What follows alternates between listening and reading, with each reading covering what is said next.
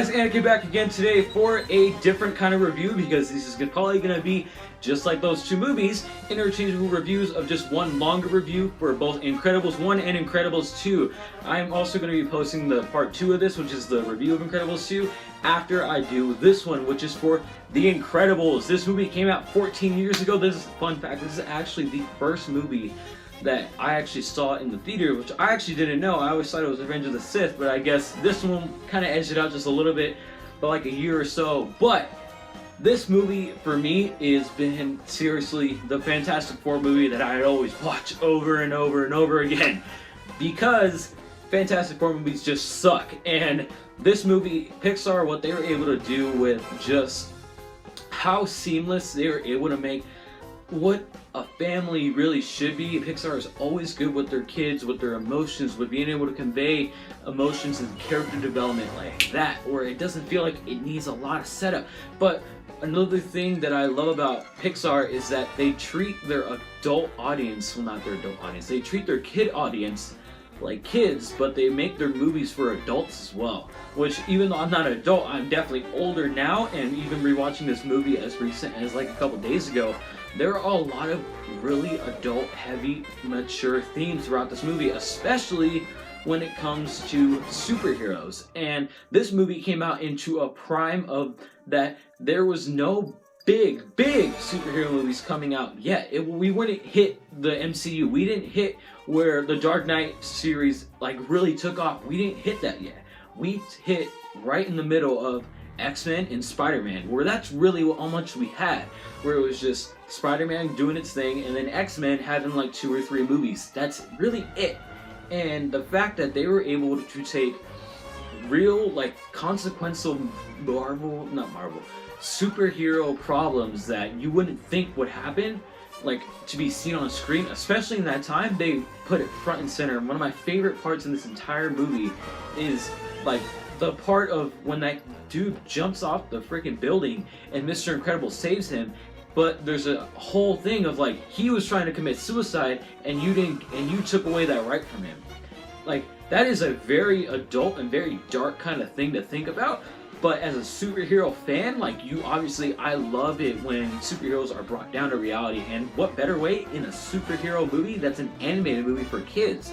I feel like that's one of the greatest things about this movie, is that they treat their audience as if they are adults as well, but they also tackle superhero like tropes and they completely flip them on their head, whether it's like the joking way of like they're always joking about monologuing and stuff like that, or their capes, like no capes, or it's when they get to the really nitty gritty of like, do we really need superheroes? How much more damage do superheroes cause?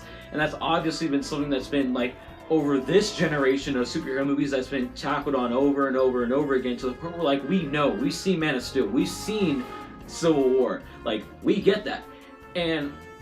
But to think about it, this movie was made before any of those movies happened, which is super inspiring, which is super amazing that Pixar and Brad Bird were able to get that, like, especially in a kids movie. I loved it. And the characters throughout this entire movie, the family dynamic is absolutely amazing and super charming. That's another thing I can say about this movie. It's super charming. It's so much fun.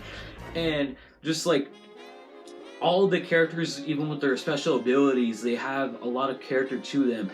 And they all have really definitive storylines. I love that Bob is going through basically a midlife crisis, and Helen is trying to be a stay-at-home mom, but the thing is that she's trying to be a mom to superhero kids, and that that their marriage is basically falling apart. Like, that's another thing where she finds out that she might be cheating on her. Like, that is a very dark kind of thing to think about. Not dark, but more just adult thing to think about when, like, it's a kids movie. And I really thought, like, there's things I caught in here that it's like, it's really good that they were able to push that forward, and I loved it.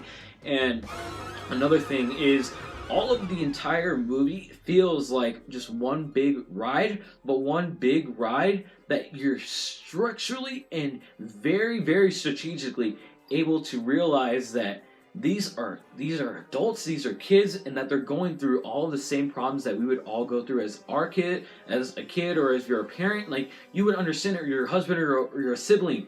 It makes perfect sense. And then they bring it through this entire superhero, like, bad guy versus good guy and this plot of everything, it's so perfectly like just bundled up. I love it because you really rarely ever get to see superhero movies, especially in that time, crafted to this caliber. It's really good. I think my one negative out of this entire movie is I feel like just because I've seen it so much that I feel like the superhero super villain like dynamic of like the go home buddy thing, it's okay. I think Syndrome is okay as a villain, but I think what really makes this movie shine like a lot like the Marvel movies is that they're focused on the heroes and that the heroes are what drive the story, and that we came here and paid to see the Incredibles and we didn't pay to see Syndrome, which is okay. Like that makes perfect sense, but they gave him a really good arc and I really appreciate that.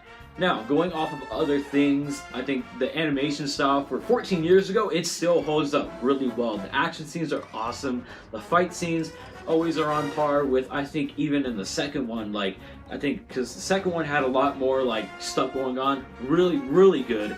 And I think the voice acting, and what the animators were able to do, amazing. I love it. Now with the characters and their powers, I've always wanted to be Dash. I always loved Dash. I think Violet and Mrs. Incredible, Elastigirl, their use of their powers, because those are in the Invisible and Mr. Fantastic's powers. I love that they were able to like really show us what those types of powers can do, since the movies that those actual comic book characters were in suck completely. So I love it, and this is definitely one of my favorite movies of all time, as goes down definitely as my favorite animated movie and my favorite Pixar movie as well. And that's not knocking Pixar for all the movies that they make just because it's a superhero movie. I genuinely love this movie because I love Inside Out. I love all of the Toy Stories. I barely like one Cars movie. I like WALL-E. Like there's like a lot of really good stuff that Pixar does, and it really shows, like especially long ago, that they really are one of the best animation and just straight up film studios of all time. I think that's it for me. I think I'm gonna come back with my Incredibles 2 review because man, was that the worth the 14 wait.